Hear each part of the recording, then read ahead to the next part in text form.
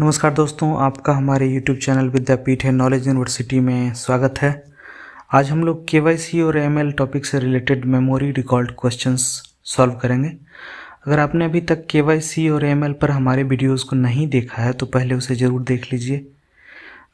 अगर आप हमारे उन दो वीडियोस को पहले देख लेंगे तब यह वीडियो देखिएगा तो आपको रिवीजन का फ़ायदा मिल जाएगा। आज की वीडियो IABF के KYC ML वाले सर्टिफिकेट एग्ज़ाम के पॉइंट ऑफ व्यू से काफ़ी इम्पोर्टेंट होने वाली है। तो चलिए शुरू करते हैं। हम लोग एक एक करके सारा क्वेश्चन सॉल्व करेंगे और देखेंगे आपका जो अभी तक का किया हुआ है, पढ़ा हुआ है, वो रिवीजन हो जाएगा इससे।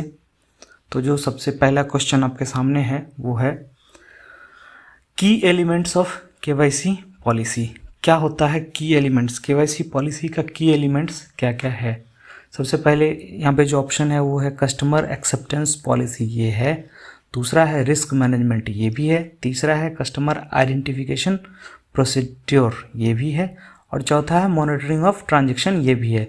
यानी ये चारों की एलिमेंट्स ऑफ KYC पॉलिसी हैं और ये चारों ऑप्शन है डी में। तो इसका आंसर हो जाएगा पहला का डी। ठीक है, आगे बढ़ते हैं। नेक्स्ट क्वेश्चन है which is are correct match in terms of risk category of customer and periodicity for KYC updation. देखिए ये जो टॉपिक है या ये जो टॉपिक कह लेते हैं रिस्क कैटेगरी ऑफ कस्टमर और पीरियोडिसिटी, इस पे कम से कम 2 या 3 क्वेश्चन आपका एग्जाम में रहता है। उस तीनों क्वेश्चन को मैंने एक जगह ही कर दिया है। अगर आप इस क्वेश्चन को बना लेंगे तो वो आपका क्लियर हो जाएगा। ठीक है, कि risk categorisation of the customer और उस कस्टमर का पीरियोडिक KYC अपडेशन पीरियोडिसिटी क्या होगी उससे रिलेटेड है ये। तो सबसे पहले हम लोग देख लेते हैं। पहला है हाई रिस्क 10 ईयर्स, दूसरा है मीडियम रिस्क 8 ईयर्स, ये सही है। तीसरा है लो रिस्क 10 ईयर्स, ये सही है। और हाई रिस्क 2 ईयर्स, ये सही है। तो होता क्या है, ये होता है लो रिस्क, इसका होता है 10 ईयर्स। उसके बाद मीडियम रिस्क, इसका होता है 8 ईयर्स। और हाई रिस्क, इसका होता है 2 ईयर्स। ठीक है, यहाँ पे पहला दिया हुआ हाई रिस्क 10 ईयर्स, ये गलत है। तो हमारा ऑप्शन क्या हो जाएगा 2, 3, 4 और ये है आपका डी। ठीक है, इसको बिल्कुल याद रखना है। जितना रिस्क कम होगा कस्टमर का KYC अपडेशन, उतने देर तक उसकी पीरियडिसिटी जो होगी वो लंबी होगी। अगर रिस्क ज़्यादा होगा कस्टमर का तो KYC अपडेशन हम कम अंतराल पे करेंगे। ठीक है, इसको याद रखेंगे। इससे कम से कम 2 से 3 क्वेश्चन जरूर रहता है एग्जाम में। नेक्स्ट देखते हैं। हाँ, ये एक काफ़ी इंपॉर्टेंट है next question. Risk category of the customer should B, ये जो वर्ड है रिव्यूड, इसको आप रखना है, इसको आपने याद रखना है। ठीक है, ये अलग क्वेश्चन है, ये अलग क्वेश्चन है। इस दोनों क्वेश्चन का जो ये है नेचर है वो अलग अलग है और ये बार बार आपको एग्जाम में कंफ्यूज करेगा question. Risk category of the customer should be reviewed at a frequency of not more than dash based on transaction of the customer with the bank. तो कस्टमर का जो रिस्क कैटेगरी है वो कब review किया जाएगा, ये है क्वेश्चन। यहाँ पे है कब अपडेट किया जाएगा, इस दोनों में यही अंतर है। यहाँ पे है कब रिव्यू किया जाएगा।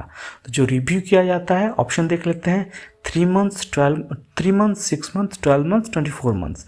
तो जो रिव्यू जब शब्द आएगा ना कि KYC का रिस्क कैटेगराइजेशन ऑफ कस्टमर का रिव्यू, यहाँ पे हमेशा इसको हम लोग टिक करेंगे 6 मंथ को। ये रिव्यू जो होना है 6 मंथ में होना है।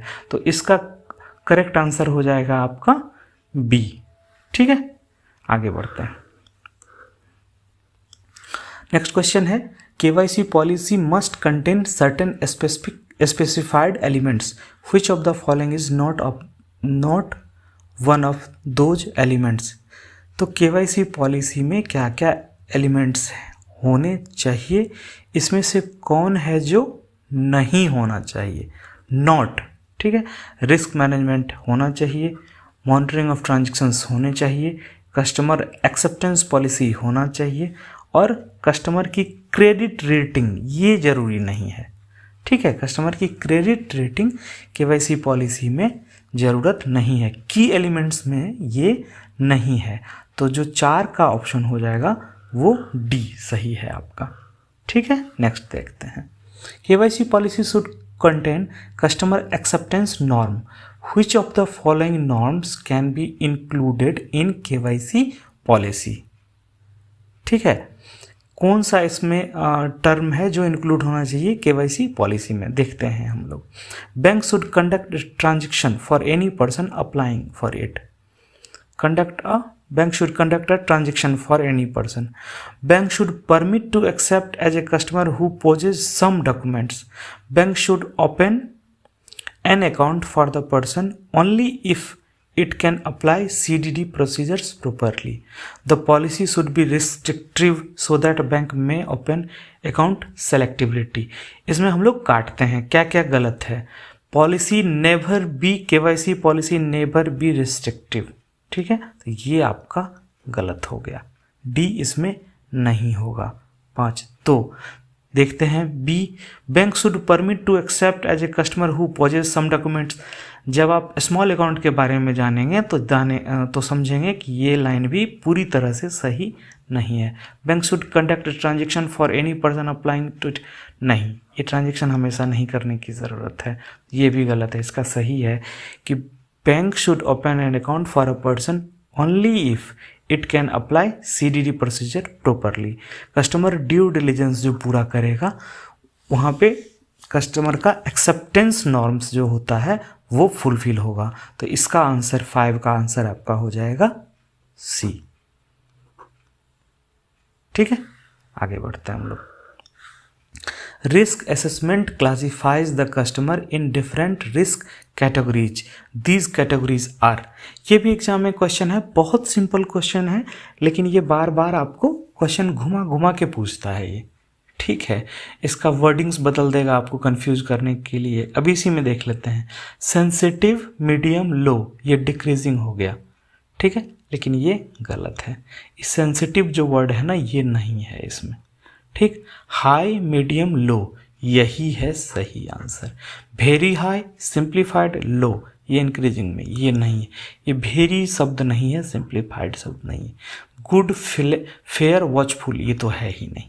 तो इसका जो आंसर है 6 का वो है बी। ठीक है, आगे बढ़ते हैं हम लोग।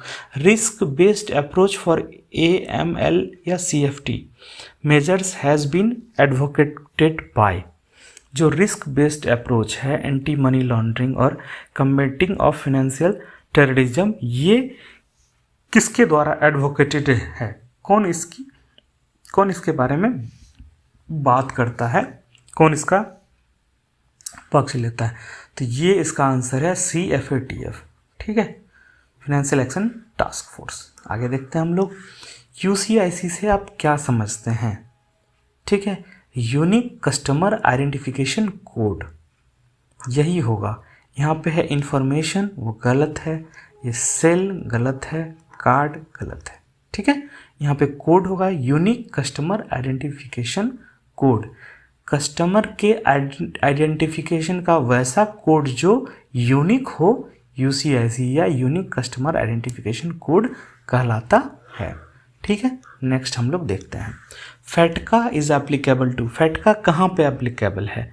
फैटका US सिटीजन जो कैजुअली विजिट करते हैं इंडिया उनके लिए एप्लीकेबल है? नहीं, कैजुअली विजिटिंग कोई मतलब नहीं है। आगे देखते हैं। US persons, US citizen and या और पर्सन्स रिजाइडिंग इन US। ठीक है, आगे देखते हैं। NRI रिजाइडिंग इन यूरोप और UK और इंडियन सिटीजन। तो फैटका जो है वो इंडियन सिटीजन के लिए नहीं है, यूरोप और UK के लिए नहीं है, ये US सिटीजन के लिए है। लेकिन कैजुअली विजिट करेंगे इंडिया तभी एप्लीकेबल होगा, ऐसा नहीं है। ठीक है, कहीं भी रहे उन पे ये एप्लीकेबल होगा। तो 9 का आपका आंसर हो जाएगा बी। आई होप आपको समझ आ रहा हो रहा है और आपका रिवीजन भी होता जा रहा है। Which OVD officially valid documents is mandatory for eKYC। तो जब eKYC, ये काफ़ी आसान सवाल है, बार बार आता है एग्जाम में, ठीक है। eKYC के लिए तो हमेशा हो जाएगा, ये पैन नहीं, पैन का eKYC थोड़े करते हैं, ड्राइविंग लाइसेंस नहीं करते eKYC, वोटर कार्ड eKYC नहीं करते, आधार कार्ड इसका eKYC करते हैं। तो 10 का हो जाएगा D। यहीं पे इससे जुड़ा हुआ एक सिंपल सवाल था जो मैंने इसमें नहीं रखा है, आप बताना चाहें तो बता दीजिए कि आधार कार्ड में कितने नंबर होते हैं, कितने डिजिट होते हैं, आप बता दीजिए, कमेंट बॉक्स में बता दीजिए आधार कार्ड में कितने डिजिट होते हैं, ठीक। नेक्स्ट 11 देखते हैं हम लोग। Which one of the following is true in respect of CKYC-R? ठीक है, CKYC-R के संबंध में इसमें से क्या सही है? Customer will not require to submit documents to other financial institutions repeatedly, ठीक। Customer updation will not be required periodically. Customer documents will be submitted to each FI only once, ठीक है। और customer can change his address with the other FI as per his current location। ये संभव नहीं है।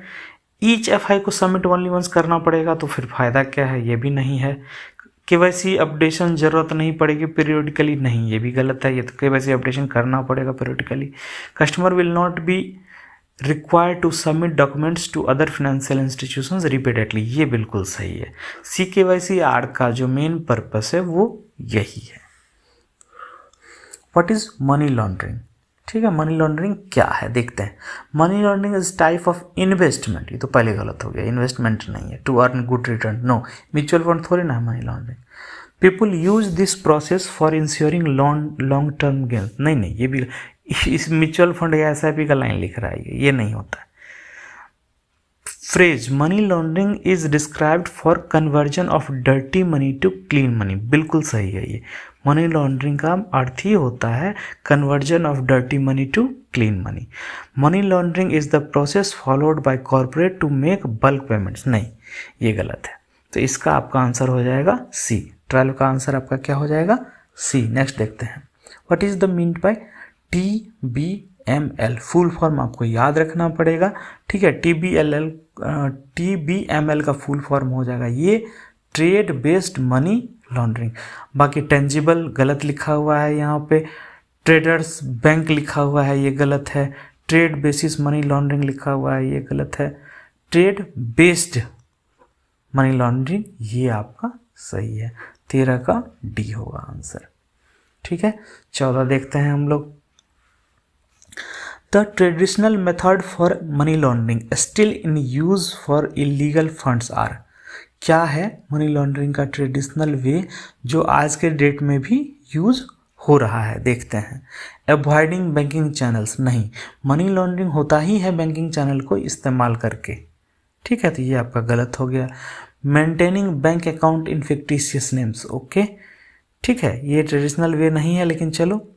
Placement, layering and integration, ठीक है, और using cash operation without banking facility, तो विदाउट बैंकिंग फैसिलिटी तो नहीं है, ये काट देते हैं। फिर ये आपका आ गया प्लेसमेंट, लेयरिंग और integration.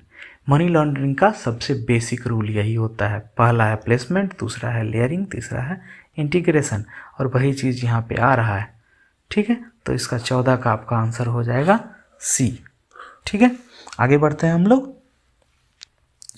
Initial steps at international level for prevention of money laundering were taken by, money laundering के संबंध प्रिवेंशन के लिए इंटरनेशनल लेवल पे इनिशियल स्टेप किसने लिया, ये इनिशियल स्टेप लिया था यूनाइटेड नेशन ने, ठीक है।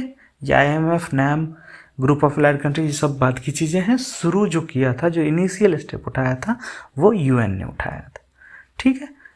15 का C। नेक्स्ट हम लोग देखते हैं। which is the organization that sets the global standard for managing money laundering या TF, terrorism financing risk, ठीक है। तो ये कौन सा है ग्लोबल स्टैंडर्ड, किसके लिए, ML और TF दोनों के लिए। तो फिर आ जाइए, इसमें FATF हो जाएगा, FATF, financial action task force, ये हो जाएगा। ग्लोबल स्टैंडर्ड सेट करता है, यही फाइनेंशियल एक्शन टास्क फोर्स। इन IMF नहीं है, वॉल्सबर्ग सब छोटा छोटा है इसके कंपैरिजन में, BCBS नहीं है, ठीक है। Which of the organisation that sets global standard for managing ML, ये FATF। Next, FATF standards now include dash number of recommendations on money laundering. ये याद रखिएगा, ये अच्छा क्वेश्चन है, ठीक है, बार बार आ जाता है, घूम के आ जाएगा। इसमें हो जाएगा FATF अगर मनी लॉन्ड्रिंग की बात करेगा तो ये 40 हो जाएगा, ठीक है। और इसमें दो चीज़ है, अगर मनी लॉन्ड्रिंग की बात करेगा तो हो जाएगा 40, और अगर बात करेगा TF की, टेररिज्म फाइनेंसिंग की, तो हो जाएगा 9। ये टोटल 49 रिकमेंडेशन है किसका, FATF का, FATF स्टैंडर्ड में।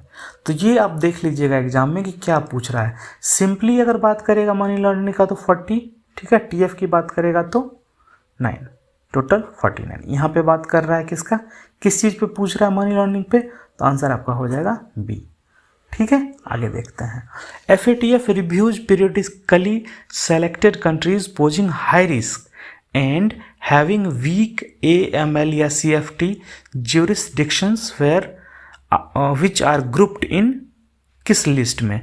तो जो FATF है उसका लिस्ट का नाम है ब्लैक एंड ग्रे। वो ब्लैक में डालता है जो पूरी तरह से जहाँ पे बिल्कुल मनी लॉन्ड्रिंग हो रही है या हाई रिस्क वाला है, और जो उससे कम रिस्क वाला है उसको डालता है वो ग्रे में, ठीक है। ये रेड वाइट बिल्कुल नहीं है, ग्रे रेड नहीं है, रेड ग्रीन नहीं, ये ब्लैक एंड ग्रे है, ठीक है। तो आपका 18 का हो जाएगा D। नेक्स्ट हम लोग देख लेते हैं, नेक्स्ट है 19, the operational institute regarding the obligation of the reporting entities stipulated under the prevention of money laundering act have been primarily laid down in. Operational instruction कहाँ प्राइमरली लेट डाउन किया गया है, बताइए आप लोग पढ़ के ऑप्शन। ये है आपका PML rule, RBI master action KYC, IBA guidelines on AML या KYC, और नन ऑफ दीज। बताइए आप लोग, इसका हो जाएगा ये PML रूल्स में, ठीक है। ऑपरेशनल इंस्ट्रक्शन जो है वो PML prevention of money laundering maintenance and records rules में लेट डाउन किया गया है। आगे बढ़ते हैं हम लोग, बोल रहा है कि FIU इंडिया रिपोर्ट्स टू, किसको रिपोर्ट करता है, FIU इंडिया, ठीक है। ये रिपोर्ट करता है फिनांस मिनिस्टर के इकोनॉमिक इंटेलिजेंस काउंसिल को। तो इसका आंसर हो जाएगा economic intelligence council headed by finance minister, ठीक है। FIU इंडिया इसको रिपोर्ट करता है। नेक्स्ट हम लोग क्वेश्चन देखते हैं, which one of the following categories is not reporting entities under PMLA। PSB reporting entities हैं, SHG नहीं है, RRB हैं, पेमेंट बैंक्स हैं। SHG तो छोटा छोटा ग्रुप होता है, इसको PML का रिपोर्टिंग करने की ज़रूरत नहीं है। तो इसका आंसर आपका 21 का आंसर हो जाएगा B, 21 का आंसर हो जाएगा B। नेक्स्ट देखते हैं, correspondent banking is defined as. Correspondent banking का अर्थ क्या होता है, क्या होता है देखते हैं। One bank provide banking services to another bank, बिल्कुल यही होता है। A bank correspondent with another bank effectively. Query of one bank is responded by other bank, तो सारा बैंक करता ही है ये चीज़। ये नॉन ऑफ दीज है, ये नहीं होगा, पहला है इसका। One bank providing banking services to another bank, इसी को बोलते हैं करस्पॉन्डेंट बैंकिंग। तो 22 का क्या हो जाएगा A। सेल बैंक, ठीक है, बार एग्जाम में आता है। सेल बैंक का मतलब रट लीजिए, समझ लीजिए, याद कर लीजिए एकदम। सेल बैंक से जुड़ा हुआ क्वेश्चन बिल्कुल आता है, ठीक है। तो सेल बैंक कहते किसको हैं, सेल बैंक समझते हैं। जब भी सेल जब भी आए तो आपके दिमाग में आना चाहिए नो फिजिकल प्रेजेंस, ठीक है, एग्जिस्ट ही नहीं करता, मौजूद नहीं है, ठीक है। अब इसको समझते हैं। Is incorporated in a state where it has an address and office but no employ. तो ऑफिस है बिना एम्प्लॉय के, तो इसे लाइन ही गलत लग रहा है, ठीक है। Operates in a country with one office only, no. It is incorporated in a country where it has no physical presence, बिल्कुल यही है, इसी को बोलते हैं सेल बैंक। अगर कंपनी के टर्म में बात करें तो इसी को बोलेंगे सेल कंपनी, यानी फिजिकल प्रेजेंस का नहीं होना। सब कुछ हवा हवाई, सब कुछ कागज़ों पर सुंदर दिख रहा है लेकिन ज़मीन पे कुछ भी नहीं है, इसी को बोलेंगे सेल बैंक या shell company. Is incorporated in a country but does not report to the regulator, नहीं, ऐसा हो ही नहीं सकता। ठीक है, तो सेल बैंक का आपका हो जाएगा 23 का सी। ठीक है, नेक्स्ट देखते हैं, what is meant by OFAC। OFAC का मतलब क्या होगा? Office of foreign asset and control. 24 का होगा डी। याद रख लीजिएगा, कुछ टर्म आपको याद करना पड़ेगा ताकि जब एग्जाम में क्वेश्चन आए तो सीधे सारे ऑप्शन पढ़ने की जरूरत नहीं है। आप एक करेक्ट ढूंढिए और उसी में आपको, यहाँ पे अकाउंट्स है गलत है, एसेट है, ठीक है, यहाँ पे ऑर्गेनाइजेशन है गलत है, ऑफिशियली फंडेड है गलत है। जब आपको ये इसका फुल फॉर्म याद नहीं रहेगा तब आप सही टिक नहीं कर पाइएगा इसके। नेक्स्ट देखते हैं 25 number question, counterfeit currency reports to FIU pertains to. Counterfeit currency report में क्या रिपोर्ट होगा? काउंटरफीट करेंसी रिपोर्ट में FIU में कौन सा रिपोर्ट होगा वो देख लेते हैं हम लोग। 25 number question, counterfeit currency the value of 10 lakh. Counterfeit currency के केस में ये 10 लाख वाला क्लॉज नहीं है। ठीक है, only counterfeit currency detected of any value, नहीं, ये भी नहीं है। फेक वैल्यूएबल सिक्योरिटी, नहीं, सिक्योरिटी की बात नहीं होगी, करेंसी की बात होनी है। Counterfeit currency detected and cash transactions where forge documents और fake valuable security is involve. Counterfeit currency FIU को जो रिपोर्ट करेंगे वो ये होगा, काउंटरफीट करेंसी डिटेक्ट हो जाएगा, ठीक है, और साथ में क्या कैश ट्रांजेक्शन हो रहा है जहाँ फोर्ज डॉक्यूमेंट या फेक वैल्यूएबल सिक्योरिटी इन्वॉल्व है, तब उसको रिपोर्ट करेंगे FIU को। ठीक है, नेक्स्ट देखते हैं 26।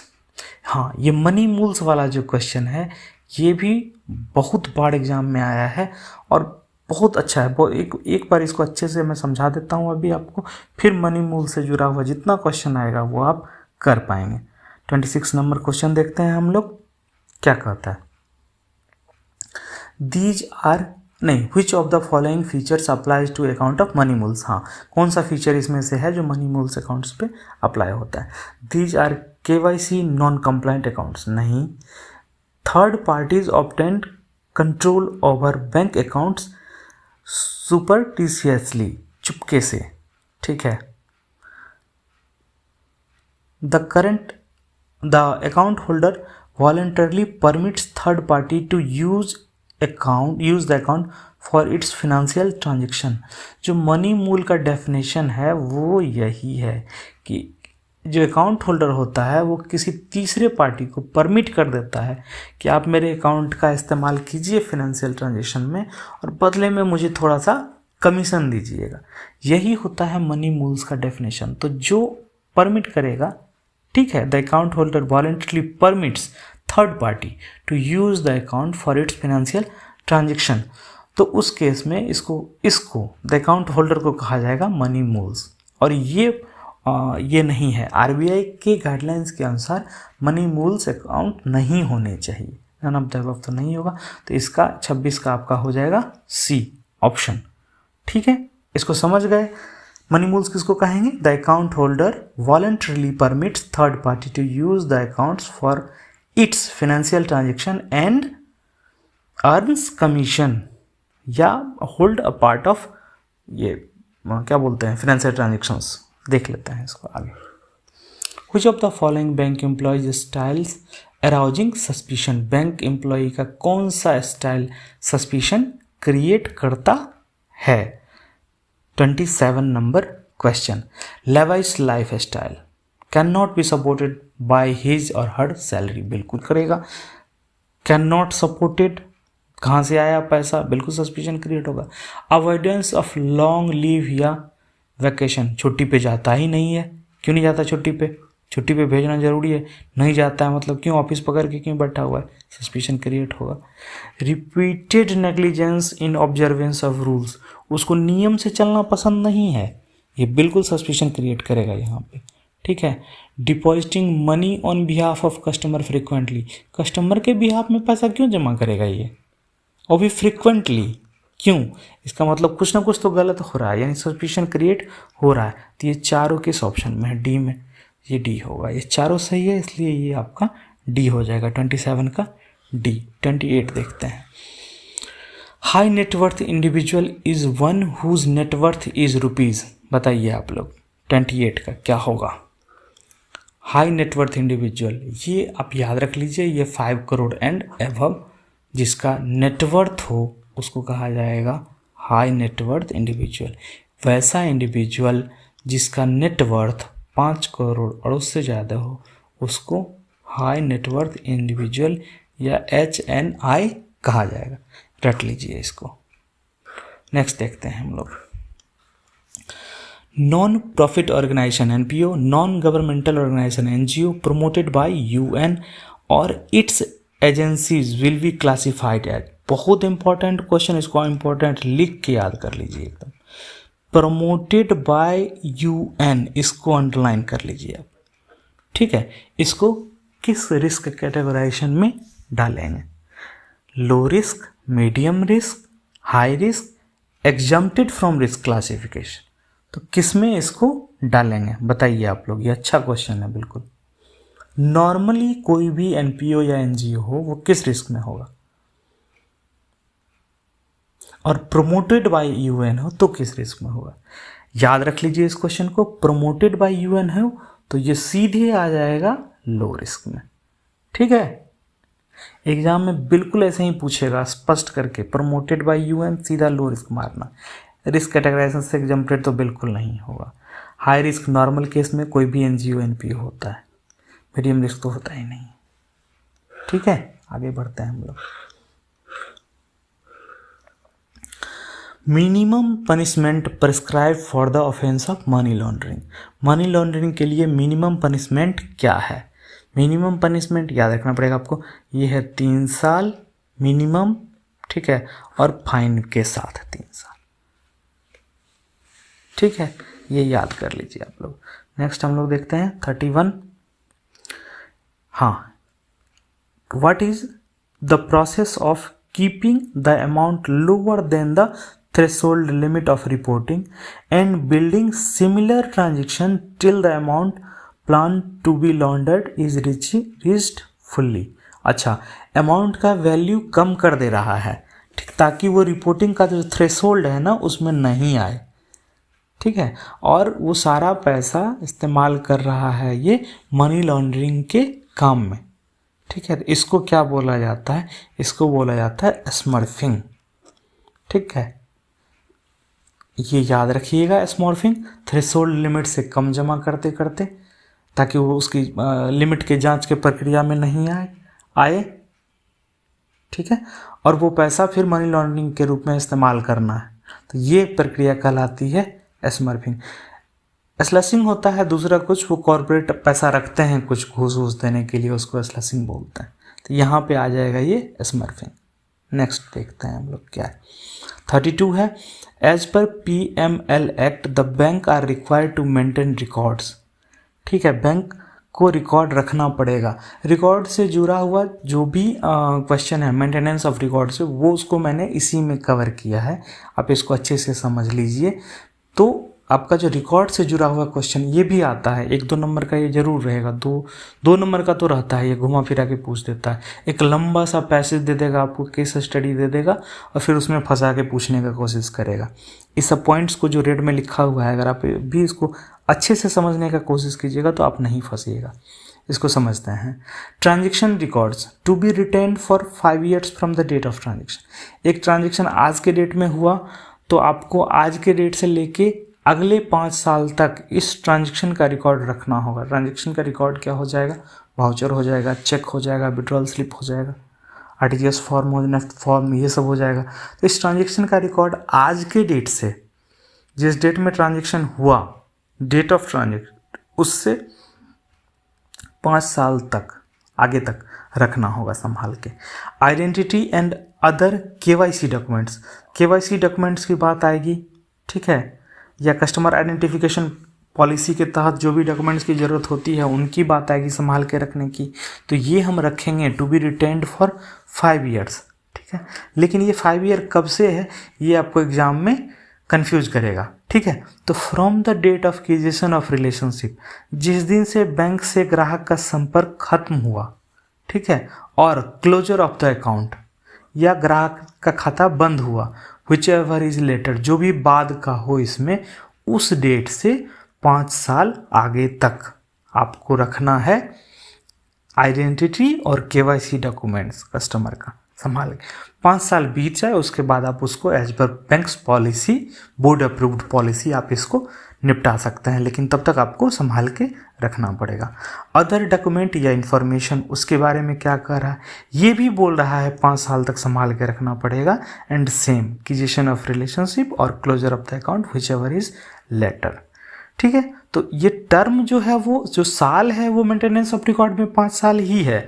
ट्रांजेक्शन की किस्त में जिस दिन से ट्रांजेक्शन हुआ उस दिन से अगले 5 साल तक, लेकिन बाकी सारे डॉक्यूमेंट्स में जिस दिन कस्टमर का अकाउंट बंद हो जाए या बैंक से कस्टमर का रिलेशनशिप टूट जाए उसके आगे 5 साल तक। तो यहाँ पे 1 2 3 तीनों सही है, इसका आ जाएगा 32 का आपका हो जाएगा आंसर डी।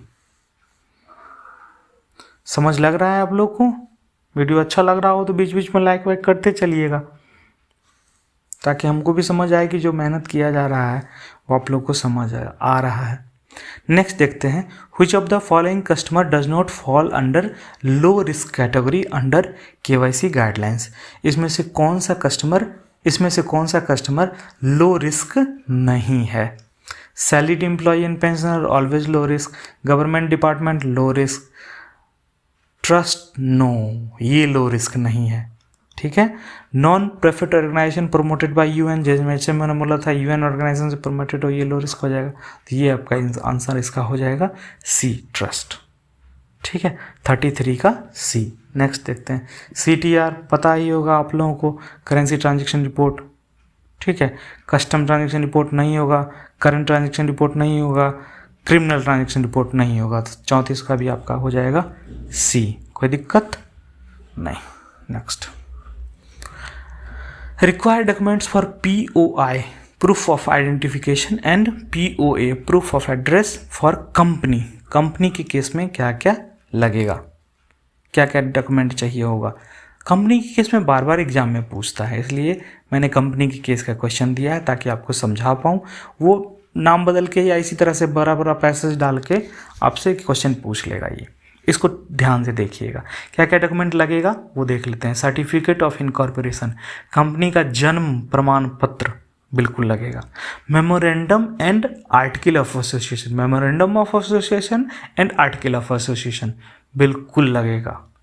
सारा कंपनी का राम कहानी इसी में लिखा होगा। ये जन्म प्रमाण पत्र है, इसका क्या क्या करता है, क्या क्या करेगा, किस तरह से कंपनी रन हो रही है, उसका बोर्ड किस तरह से काम कर रहा है, ये सारा कुछ memorandum and article of association में लिखा रहता है। PAN of the company, tax compliance के लिए आपको बिल्कुल जरूरत पड़ेगी। Resolution from the board of the directors and power of attorney granted to its employees to transact on its behalf. ये तो चाहिए ही ना, ये सब तो कागज हो गया, लेकिन काम कौन करेगा ये बताएगा आपको बोर्ड ऑफ डायरेक्टर का रिजोल्यूशन, एंड जिसको वो बताएगा कि हाँ ये फलाने साहब इसमें काम करेंगे तो उनके नाम का पावर ऑफ अटर्नी, ये बिल्कुल चाहिए। उसके बाद documents as specified for individual in respect of beneficial owner holding an attorney to transact on it behalf. 4 number point में जिस आदमी को चुना गया कि वो कंपनी का अकाउंट रन करेंगे बैंक में, उनका KYC डॉक्यूमेंट्स, ठीक है। तो ये भी चाहिए ही होगा। तो जब भी आप कंपनी का अकाउंट खोलें बैंक में तो आपको चाहिए क्या? कंपनी का सर्टिफिकेट ऑफ इनकॉर्पोरेशन, कंपनी का memorandum of association and article of association, company का PAN number, resolution from the board, उसमें से अब स्पष्ट होना चाहिए कि इस अकाउंट को रन कौन करेगा, ठीक है, और जो भी रन करेगा उसका KYC। तो इसका जो 35 नंबर है, 35 नंबर का आंसर हो जाएगा आपका डी, ऑल फ्रॉम 1 to 5। ये सारे सही हैं और इन सभी को आपको याद रखना है। The 3 stages of money laundering are, money laundering के 3 स्टेज क्या क्या हैं? ठीक है, मनी लॉन्ड्रिंग के 3 स्टेज हैं, प्लेसमेंट, लेयरिंग, इंटीग्रेशन। इसमें रिफाइनिंग नहीं है, रिफाइनिंग नहीं है, रिफाइनिंग नहीं, प्लेसमेंट, लेयरिंग एंड इंटीग्रेशन, ये मनी लॉन्ड्रिंग के 3 स्टेज हैं। तो इसका आंसर 36 का आपका हो जाएगा D. Next, KYC guidelines have been issued by RBI under the provision of KYC guidelines जो है वो RBI के द्वारा इशू किया गया है under the provision of section 35A of BR act, banking regulation act. ठीक है, ये 35 के बाद का A भी याद रखिएगा, सिर्फ 35 याद रखिएगा। अगर सिर्फ 35 BR एक्ट मारिएगा तो वो देखिएगा एग्जाम में क्या करता है, वो आपके इस ऑप्शन के नीचे में ही सबसे पहला ऑप्शन दे देगा, जैसे मैंने किया है, पहला ही ऑप्शन दे देगा 35 of BR act KYC guideline. लेकिन आप थोड़ा नीचे उतर के देखिएगा, अगर 35A लिखा हुआ है BR एक्ट का तो आप इसको टिक कीजिएगा, ना कि ऊपर वाले को टिक कीजिएगा, क्योंकि ये ज़्यादा सही आंसर है। आगे देखते हैं हम लोग 38। PAN is required to be quoted as per KYC guidelines of RBI if the amount of transaction in cash is, cash का ट्रांजेक्शन हो तो कितने से ज़्यादा होना चाहिए कि आपको पेन की आवश्यकता हो? 50,000 और उससे ज़्यादा। As per KYC guidelines of RBI, which of the following instrument can be issued in cash if the amount is 50,000 or above? 50,000 या उससे ज़्यादा होगा तो क्या आप कैश के अगेंस्ट में इशू कर सकते हैं? ठीक है, ट्रेवलर्स चेक नहीं कर सकते, डिमांड ड्राफ्ट नहीं कर सकते, मेल ट्रांसफ़र नहीं कर सकते, टेलीग्राफिक ट्रांसफ़र नहीं कर सकते। इस जैसे ही 50,000 का थ्रेशोल्ड पकड़ेगा अकाउंट, वहाँ पे आप इसको कैश में नहीं दे सकते हैं। ठीक है, तो जो 39 है, 39 का आंसर हो जाएगा आपका डी, नन, किसी को नहीं कैश में कर सकते। 40 फिर से किसी का डेफिनेशन पूछ रहा है, किसका पूछ रहा है देखते हैं। Which is manipulation of the size of transactions so that if seen individually they fall below the threshold that needs to be reported to the monitoring authority। ठीक है, ये आपका हो जाएगा स्ट्रक्चरिंग। ठीक है,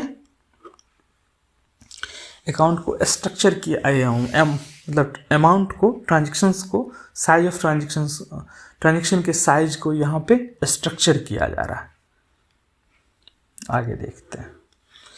Which are the indicators of suspicious transaction in customers account? Customer के account में सस्पिशियस ट्रांजेक्शन कौन कौन बता रहा है, कौन कौन सा इंडिकेटर इसमें से बता रहा है, देखते हैं। Deposit of high value third party cheques endorsed in favour of account holder frequently, ये सस्पिशन का कारण है। हाई वैल्यू चेक, वो भी फ्रिक्वेंटली आ रहा है इसमें। Sudden increase in cash deposit without any valid reason, obviously suspicion का कारण है। रिसिप्ट और payment of large sum of cash which has no obvious purpose, जैसे ही नो ऑब्वियस पर्पस होगा तो ये आपका कारण है कि आप उस पर सस्पिशन करें, उनको सस्पिशियस ट्रांजेक्शन्स माने। तो इस केस में आपका आंसर हो जाएगा 41 का डी। नेक्स्ट देखते हैं। KYC guidelines take into account the recommendations of an international financial action task force। ठीक है, किन किन चीज़ों पे इसका रिकमेंडेशन लेता है? KYC गाइडलाइंस पे FATF का कौन कौन सा रिकमेंडेशन लिया जाता है? एंटी मनी लॉन्ड्रिंग पे लिया जाएगा। ठीक है, कॉम्बेटिंग फाइनेंसिंग ऑफ टेररिज्म लिया जाएगा FATF का।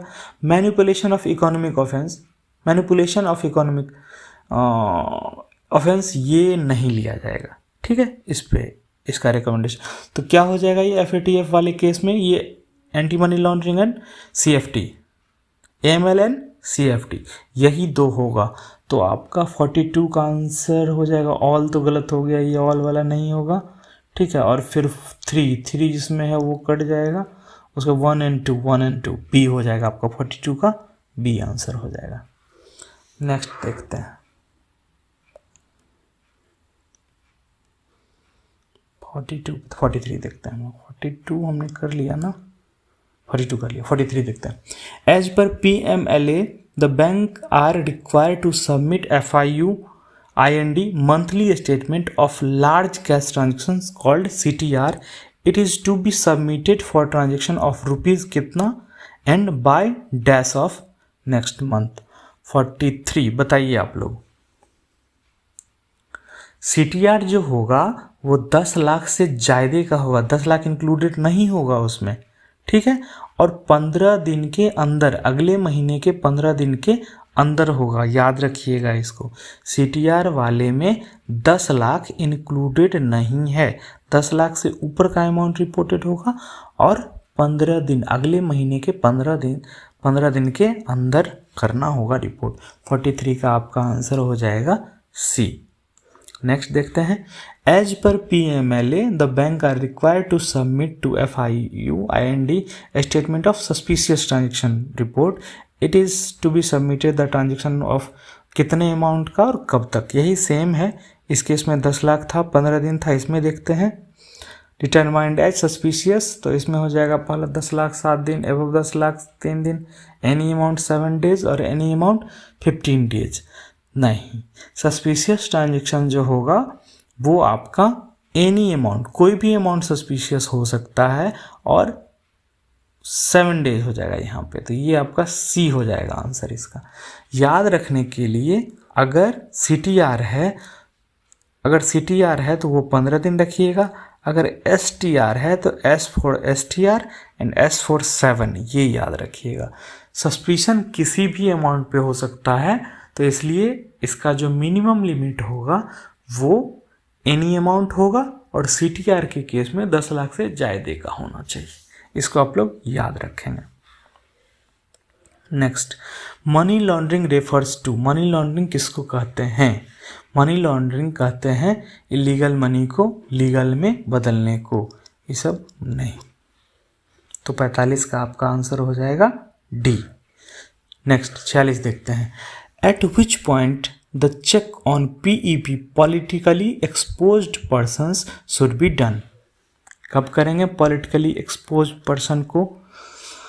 Eight the first point of customer interaction, at the service level, at the central account level, 1 month after opening of account. बिल्कुल गलत, ये भी बिल्कुल गलत, ये भी बिल्कुल गलत। पहला सही है, जब पहली बार मिलिए वहीं से उनका KYC कंप्लायंस शुरू कर देंगे, ठीक है। चेक ऑन PEP वहीं से शुरू हो जाएगा। तो ये आपका 46 का हो जाएगा 1। Layering in money laundering refers to, layer बनाना क्या कहेंगे? लेयर बनाना क्या बोल रहा है? डिस्काइसिंग द ओरिजिन, बिल्कुल सही। ऑफ इनिशियल डिपॉजिट, बिल्कुल सही। थ्रू मल्टीपल ट्रांसफर, सही है। Disguising the origin of initial deposit through multiple transaction, सही है। बोथ A एंड B, अच्छा ये हो जाएगा, इसका C हो जाएगा। 47 का आपका आंसर हो जाएगा 47 का C। 48, a note which is found to be deliberately cut, torn, altered or tampered with, if presented for payment or exchange value should be rejected under dash of RBI note refund rules 2009। यहाँ पे क्या बोल रहा है? deliberately, जानबूझ करके काट दिया गया, फाड़ दिया गया, अल्टर किया गया या टेम्पर किया गया है। तो 48 का जवाब आप लोग दे दीजिए हमको। RBI नोट रिफंड रूल आपने पढ़ा है 2009 का, उसके हिसाब से आप हमको जवाब दे दीजिए। जब डिलिबरेटली किया गया है, क्या कट, टॉर्न, अल्टर्ड या टेम्पर्ड, तो ये हो जाएगा सेक्शन रूल 6 का 3 का 2, ठीक है। और इसी में आ जाता है एक लाइन, इसी का दूसरा है, एग्जाम में कभी ये पूछ देता है कभी ये पूछ देता है, इसलिए मैंने दोनों यहाँ पे लिखा हुआ है। ए नोट विथ स्लोगन और मैसेज ऑफ ए पॉलिटिकल और religious nature written across it, it ceases to be a legal tender and the claim on such a note will be rejected under section which, तो ये हो जाएगा आपका 3, ठीक है। जब उस नोट पे रिलीजियस या पॉलिटिकल नेचर का मैसेज लिख दिया जाए उसके क्रॉस, तो ये सेक्शन रूल 6(3) के अनुसार इसका पेमेंट नहीं होगा, ठीक है। और जब वो डेलिबरेटली कट टर्न कर दिया जाए तो ये 2 के अनुसार नहीं होगा। CKYCR स्टैंड्स फॉर, क्या कहलाता है CKYCR? Central KYC know your customer registry, ये कहलाता है। यहाँ पे देखिए एग्जाम में पहला ही दे देगा सेंट्रलाइज्ड, ये मत कीजिएगा टिक, सेंट्रल ही है, सेंट्रलाइज्ड नहीं है। कॉमन और कोर तो बिल्कुल नहीं है, ठीक है। इस चीज़ पे खास ध्यान रखिएगा। तो 50 का हो जाएगा आपका D, ठीक है। नेक्स्ट देखते हैं हम लोग। The government of India has authorised dash to act as and to perform the function of CKYCR, ये दिया गया है सरसाई को। सरसाई CKYCR का करता धरता बनेगा, वही इसका देख रेख करेगा, वही कर भी रहा है, ठीक है। 51 का आपका हो जाएगा C। 52 देखते हैं, नीचे आ जाओ भाई, 52 देखते हैं। Mister A has a current account with the bank and he agrees to receive a cheque of 10 lakh from Mr. B, ठीक है। And on a strength of this amount of rupees 10 lakh, he issued 5 check of rupees 1.90, 2 lakh से 10,000 रुपया कम, each in the name of 5 different person, अच्छा, and retains the balance amount as his commission। बहुत अच्छे। क्या हुआ है वो समझिए। ये हुआ कि मिस्टर ए भाई साहब का एक करंट अकाउंट था एक बैंक में, तो वो मिस्टर बी से 10 लाख रुपया लिए और बोले कि हम 5 लोगों के नाम पे 1,90,000 यानी 2 लाख में से 10,000 का कमीशन ये मार रहे हैं और बोल रहे हैं कि हम 5 लोगों के नाम पे तुम्हारा ये चेक तुमको इशू कर देते हैं, ठीक है। इसको क्या बोलते हैं आपको याद होगा, इसको बोलते हैं मनी मूल। कमीशन लेना, अपने खाते का मिसयूज करवाना, ठीक है। तो इसको क्या बोलेंगे? Money moles. तो मनी मूल ट्रांजेक्शन हुआ ये। Which of the following is not covered under PMLA? कौन सा इसमें से PMLA के अंतर्गत कवर नहीं होगा? तो PMLA के अंतर्गत सभी लोग कवर होंगे। RRB होंगे, कोऑपरेटिव बैंक होगा, नॉन शेड्यूल बैंक भी होगा, प्राइवेट बैंक भी होगा। तो इसका आंसर है नॉट कवर्ड, यहाँ पे पूछा है, none of these. 54. In the case of inoperative या dormant account, the KYC norms need to be adhered to at 10 years interval, 8 years interval, 2 years interval at the time of converting it into operative account। बिल्कुल ये सही है, बाकी सब गलत। जब भी अकाउंट डॉर्मेंट या इनऑपरेटिव होगा, KYC डॉक्यूमेंट्स लेंगे उसका, तभी उसको ऑपरेट करेंगे। KYC नॉर्म्स पूरा करना होगा तब उस अकाउंट को ऑपरेट करेंगे, ठीक है। यहाँ पे इंटरवल वाला जो कंसेप्ट है ये काम नहीं करेगा। At the time of converting it into operative account, यहीं पे यहाँ पे ये काम करेगा। Under which scheme SP account can be opened for migratory labours. इनका सुपर सैलरी अकाउंट, सैलरी मिलता है जो सैलरी अकाउंट खोलिएगा। General saving account, small deposit account और अकाउंट्स कैन नॉट बी, नहीं अकाउंट तो खोलना ही है, ठीक है। नॉर्मल सेविंग अकाउंट, जो सैलरी तो मिलता नहीं है ये लोग को, सैलरी जैसा जो कंसेप्ट है वो, ये तो दिहाड़ी मजदूर हैं, माइग्रेटरी लेबर्स हैं, इनके पास पेपर भी उस स्टेट का या उस देश उस स्टेट का नहीं होगा जहाँ पे ये मजदूरी का काम कर रहे हैं। सैलरी वाला तो अपने ही खोल सकते हैं। नॉर्मल सेविंग अकाउंट खोलने में भी दिक्कत है। स्मॉल डिपॉजिट अकाउंट हम खोल सकते हैं क्योंकि इसमें KYC डॉक्यूमेंट्स की बहुत ज़्यादा फॉर्मेलिटीज़ नहीं है, ठीक है। और account can not be open, तो वो तो है नहीं संभव, अकाउंट तो खोलना पड़ेगा, खोलना चाहिए। तो ये आपका हो जाएगा इसका आंसर क्या हो गया? आंसर C हो गया। 55 का C हो गया, ठीक है। समझ आ रहा है?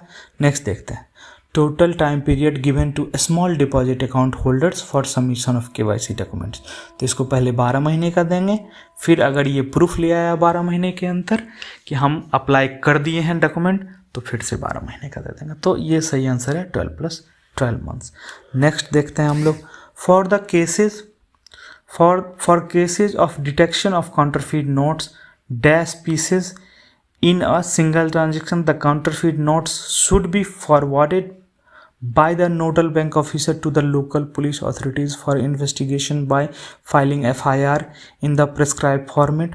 बहुत अच्छा क्वेश्चन है, बार बार आपको ये क्वेश्चन तंग करेगा, ये आ जाता है बार बार और आप कंफ्यूज होते हैं। जैसे यहीं पे आपको याद रहता है 4, यहाँ पे होगा 5, 4 तक रिपोर्ट करने की ज़रूरत नहीं है, ठीक है। 5 एंड मोड जैसे ही हो जाए इमीडिएटली हो जाएगा वो रिपोर्टिंग पुलिस को, ठीक है। तो इसका आंसर हो जाएगा 57 का 1, याद रखिएगा, 4, 5 में कंफ्यूज मत होइएगा। नेक्स्ट क्वेश्चन देखते हैं। Which type of saving account can be opened on the basis of self attested photograph and affixing the signature on a thumb impression in account opening form of the bank in the presence of designated officer of the bank। 58 का जवाब ऊपर हमने दिया है, इसका जवाब है small. Which of the following is true regarding small accounts. इसको देख लीजिए, एग्जाम में क्वेश्चन बार बार आता है। स्मॉल अकाउंट के बारे में बात हो रही है तो स्मॉल अकाउंट का फीचर क्या क्या है वो देख लीजिए। स्मॉल अकाउंट का फीचर क्या कर रहा है? For migratory workers and small means सही है। The aggregate credit in FY does not exceed ₹1 lakh, बिल्कुल सही है। Balance at any given point of time does not exceed ₹50,000, सही है। Withdrawal not more then 10,000 in a month including transfer, बिल्कुल सही है। ये सारे फीचर्स हैं किसके? स्मॉल अकाउंट के। तो ये चारों सही है, तो चारों सही ऑप्शन है आपका डी। स्मॉल अकाउंट में फिर से एक बार रट्टा मार लीजिए। छोटे लोगों के लिए, माइग्रेटरी वर्कर्स के लिए जिनके पास KYC डॉक्यूमेंट्स उपलब्ध नहीं होते हैं उनके लिए है ये, ठीक है। साल में एग्रीगेट जो क्रेडिट है फाइनेंशियल ईयर में 1 लाख से ज़्यादा नहीं होगा। At any point of time उस खाते में बैलेंस 50,000 से ज़्यादा नहीं होगा और 10,000 से ज़्यादा का वो विड्रॉल नहीं कर सकता है 1 महीने में इंक्लूडिंग ट्रांसफ़र। तो ये फीचर हो गया आपका स्मॉल अकाउंट का। एग्जाम में घुमा घुमा के पूछ देता है, आप इसको याद रखिए स्मॉल अकाउंट के इस फीचर को, ठीक है। कुछ क्वेश्चन और बचे हुए हैं, कर लेते हैं हम लोग। फिर एक पूछ रहा है कि कौन है central national agency of India responsible for receiving, processing, analyzing and dispensing information of the suspect financial transactions। बताइए कौन है? RBI, क्रेडिट, रिटा या FIU IND? कौन होगा बताइए आप लोग? होगा इसका FIU IND। The word customer is defined in which of the following acts? बहुत सुंदर क्वेश्चन, बहुत छोटा क्वेश्चन और बहुत सुंदर क्वेश्चन है, सीधे एग्जाम में आता है। इसका है किसी एक्ट में डिफाइन नहीं है कस्टमर KYC AML गाइडलाइंस में डिफाइन, ठीक है। कंपनी के केस का बेनिफिशियल ओनर बार बार पूछता है, देख लेते हैं। Who will be the beneficial owner in the case of company? ये याद रखिएगा, इसलिए याद रखिएगा कि ये बार बार पूछता है और यहाँ पे लोग कंफ्यूज होकर के गलत मारते हैं, ठीक है। इंडिविजुअल्स हैविंग या एंजॉइंग 15% और मोर स्टेक या कंट्रोल या बेनिफिट्स ऑफ द कंपनी। 15 नहीं, कंपनी के केस में हमेशा याद रखिएगा 25% और मोर, ठीक है। क्या होना चाहिए? या तो स्टेक होना चाहिए या कंट्रोल होना चाहिए या बेनिफिट होना चाहिए। 30 गलत है, 75 गलत है। कंपनी के केस में हमेशा 25%। और नेक्स्ट क्वेश्चन है ट्रस्ट के बारे में। ट्रस्ट के केस में हमेशा 15%, बाकी सारे केस में लगभग 15% है, ठीक है। लेकिन सिर्फ कंपनी के केस में 25% है। तो एग्जाम में क्या करता है? कंपनी डाल देगा। अगर कंपनी डाल दिया एक क्वेश्चन में तो हो सकता है दूसरे क्वेश्चन में वो ट्रस्ट भी डाल दे, ताकि आप लोग जानबूझ के गलती कीजिए। तो 62 का आपका हो जाएगा कितना? B और 63 का हो जाएगा आपका A। याद रखिएगा इसको। नेक्स्ट देखते हैं हम लोग। Loans can be sanction to accounts opened using OTP based KYC, यानी non face to face customer हो गया। तो इसको लोन कौन सा दे सकते हैं? देखते हैं हम लोग लोन कौन सा दे सकते हैं। ओनली टर्म लोन, यहाँ तक सही है। Up to aggregate amount of ₹50,000, ये गलत है। In a year, only term loan सही है। Up to an aggregate amount of ₹60,000 in a year, ये सही है, ये अमाउंट सही है। कैश क्रेडिट ओनली, नहीं, कैश क्रेडिट नहीं देंगे। Term loan and cash credit नहीं, कैश क्रेडिट नहीं देंगे। तो इसका आंसर हो जाएगा आपका बी 64। अगर non face to face customer है और OTP बेस्ड eKYC करके अकाउंट खोला है तो इस केस में जो लोन होगा वो टर्म लोन ही होगा ओनली, ठीक है, और साल में 60,000 तक ही होगा टोटल अमाउंट। नेक्स्ट देखते हैं हम लोग, नेक्स्ट क्या है, which one is correct regarding foreign student account. देखिएगा ये बार बार आ जाता है एग्जाम में, फॉरेन स्टूडेंट अकाउंट का क्या क्या फीचर होना चाहिए या क्या क्या रिस्ट्रिक्शंस है। For local address obtain a declaration with in 30 days of opening of account and verify it, बिल्कुल सही। इन 30 दिनों में या जब तक वेरिफिकेशन पेंडिंग है, during 30 days pending verification of the address, foreign inward remittance not exceeding ₹1000 USD। जो बाहर से आएगा वो USD में आएगा, इसलिए यहाँ पे जो फिगर दिया गया है वो USD में दिया गया, ठीक है। और वो खर्चा कहाँ करेगा, वो इंडिया में रह के पढ़ रहा है तो इंडिया में खर्चा करेगा, तो मंथली विड्रॉल मैक्सिमम कितना हो जाएगा, ये 50,000 रुपीज़ में होगा।